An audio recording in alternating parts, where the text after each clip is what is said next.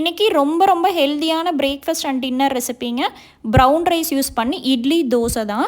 இது வந்து சுகர் பேஷண்ட்ஸாக இருக்கட்டும், தைராய்டு இருக்கிறவங்களுக்கு எல்லாத்துக்குமே இந்த ப்ரௌன் ரைஸ் இட்லி தோசை ரொம்ப நல்லதுங்க. ப்ரௌன் ரைஸ் வந்து ப்ரௌன் கலரில் குண்டு குண்டாக இப்படி தான் இருக்கும். நான் வந்து இது 100 கிராம் பிடிக்கிற டம்ளரில் 4 டம்ளர் அளவுக்கு ப்ரௌன் ரைஸ் எடுத்துக்கிறேங்க. 4 டம்ளருக்கு 1 டம்ளர் அளவுக்கு உளுந்து சேர்த்தா சரியாக இருக்கும். நான் வெள்ளை உளுந்து 1 டம்ளர் எடுத்துக்கிறேன். நீங்கள் கருப்பு உளுந்து கூட சேர்த்துக்கலாம். அது கூட 1 டேபிள் ஸ்பூன் வெந்தயம் சேர்த்துக்கோங்க.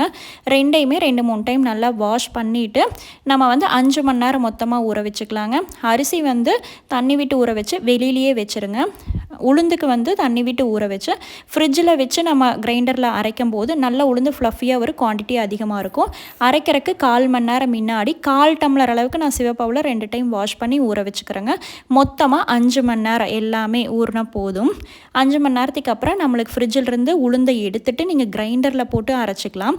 ப்ரௌன் ரைஸ் வந்து ரொம்ப கெட்டியாக இருக்கும், மிக்சியிலலாம் அரைக்க முடியாது. அதனால் நீங்கள் கிரைண்டர் யூஸ் பண்ணியே அரைச்சிக்கலாம்.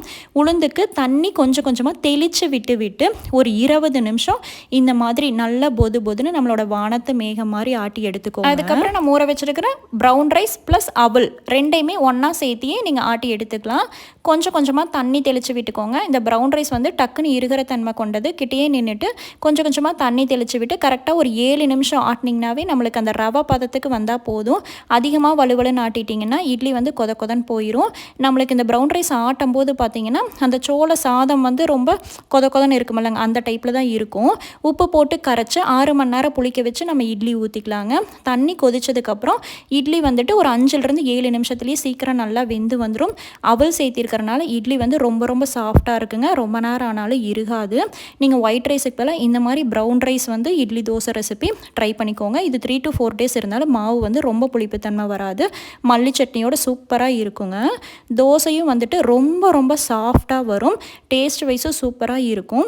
இந்த ப்ரௌன் ரைஸில் வந்துட்டு அதிகமான ஃபைபர் கண்டென்ட் இருக்குது. சுகர் பேஷண்ட்ஸ்க்கு ரொம்ப ரொம்ப நல்லதுங்க.